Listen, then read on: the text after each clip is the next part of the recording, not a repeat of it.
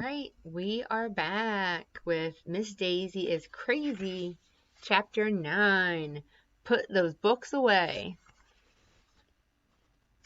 As soon as I got home from school, I went up to my big sister Amy's room.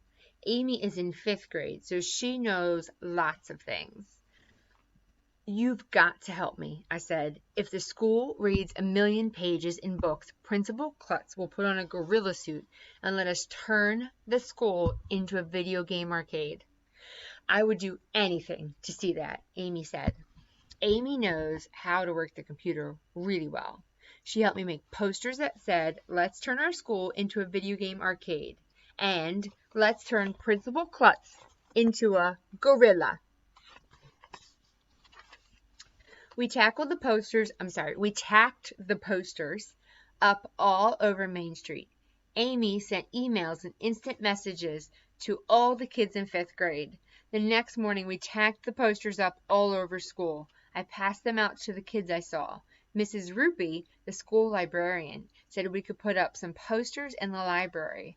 Miss Lazar, the custodian, said we could put some up in the lunchroom and the bathrooms. Mr. Loring, the music teacher, said we could put some up in the music room. By the middle of the day, everyone in the school was reading like crazy. Kids were reading during lunch. Kids were reading during recess. Kids were plowing their way through books and then running to the school library to ask Mrs. Rupee if they could check out more. I read a book about frogs, and I don't even care about frogs. Some of the teachers were starting to get mad because kids were reading books when they were supposed to be doing other things. "Please put those books away," Miss Daisy had to tell us. "It's time for reading." Miss Daisy said she was sorry that she wouldn't be able to help us very much because she didn't know how to read. But she was nice enough to draw a big mural in the hallway with a giant thermometer on it.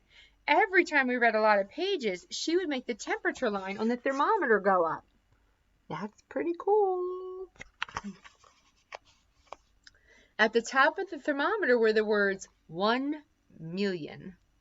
Soon, kids were bursting into our room and yelling, "Mrs. Biggs' class has read another 500 pages, and Miss Hasenfratz says to add another 600 pages. It was fun watching the temperature go up. At the end of a week, our school had read almost 500,000 pages. Chapter 10. Football players are really dumb. Boys and girls, today we have a very special and famous guest, Miss Daisy said. His name is Boomer Wiggins. Wow, was the first thing everybody said. Who's he? Was the second thing everybody said. But I knew who Boomer Wiggins was because Boomer Wiggins was my hero.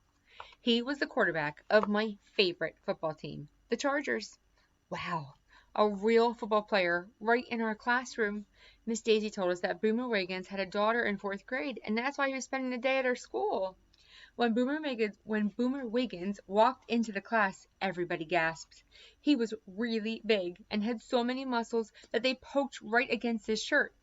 We all crowded around him, and Boomer let us feel his arm muscles. I couldn't even get my hands around them. Then Boomer picked up Emily with one hand. He was amazing. Boomer Wiggins.